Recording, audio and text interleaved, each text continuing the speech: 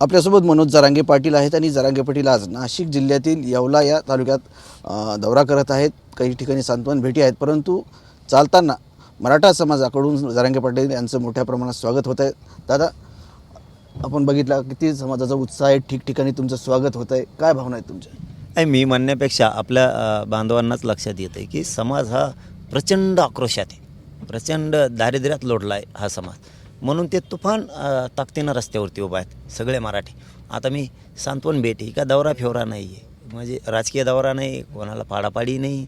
मी सांगितलेलं आहे माझ्या मराठा समाजाला लोकसभेला तुम्हाला ज्याला पाडायचं त्याला पाडा, ज्याला निवडून आणा त्याला आणा।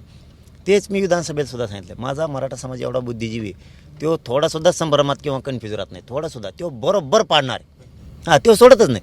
महाराष्ट्रातल्या मराठा समाजाला माझी हात जोडून विनंती आहे, उगाच संभ्रमात राहू नका।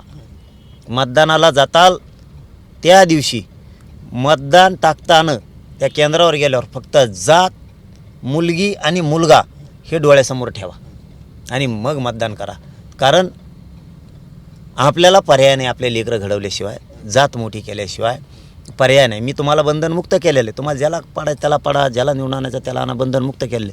मी कोणाच्याही दावणीला माझा समाज बांधलेला नाही, समाजच मालक ठेवला आहे मी। फक्त तेवढीच माझी एक विनंती, मी आरक्षण द्यायला खंबीर आहे। राजकारण फाटदीच्या डोक्यातून काढून टाका, उगा त्यात गुंतून नका पडू।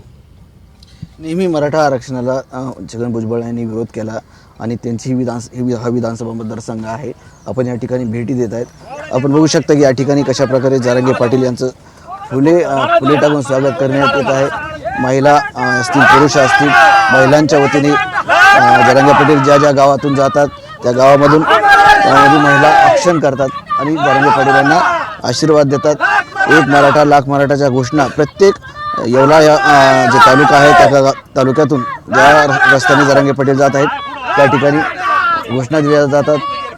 आपण बघू शकता की जरांगे पाटील प्रत्येकाचा हात जाडून त्यांचा सत्कार स्वीकारतात, स्वागत स्वीकारतात। महिला पण त्यांना कुंकू लावून औक्षण करतात।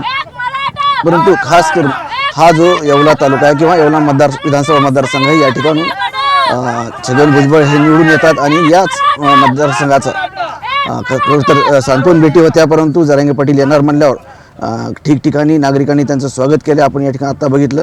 दादा, मी प्रश्न विचारत होता की हे जे विधानसभा मतदारसंघ आहे हा छगन भुजबळांचा आहे आणि छगन भुजबळांनी नेहमीच मराठा आरक्षणाला विरोध केलेला आहे। याचा काय संबंध आहे? पुरा महाराष्ट्र या जनतेचा आहे, शेतकऱ्यांचा तालुका आहे, हे 18 पगड जातीचा आहे, गोरगरीब ओबीसींचा आहे, मायक्रो ओबीसींचा आहे, दलित मुस्लिमांचा आहे, बौद्धांचा आहे, हे मुस्लिमांचा आहे, हिंदूंचा आहे, ख्रिश्चनाचा आहे, जैन मारवाड्यांचा आहे। हे काय त्याचा आहे का? ते काय लिहून घेतलं काय? इथं गोरगरिबांचा हे राज्य आहे, तसंच हा तालुका आहे।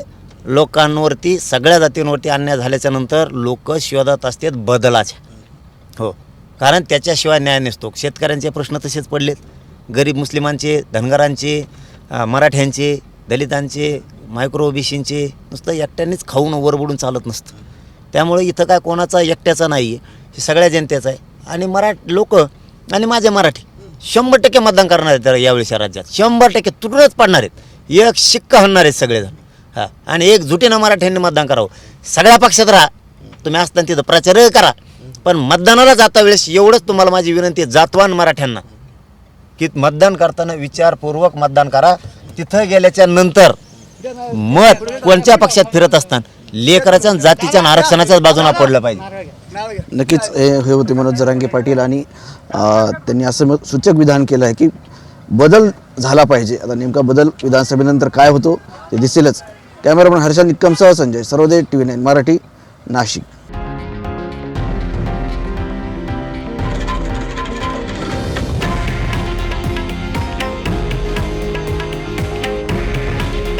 हे आहे देशातील नंबर 1 न्यूज नेटवर्क आणि आपण पाहत आहात TV9 मराठी। काळजी तुमची, हित महाराष्ट्राचं।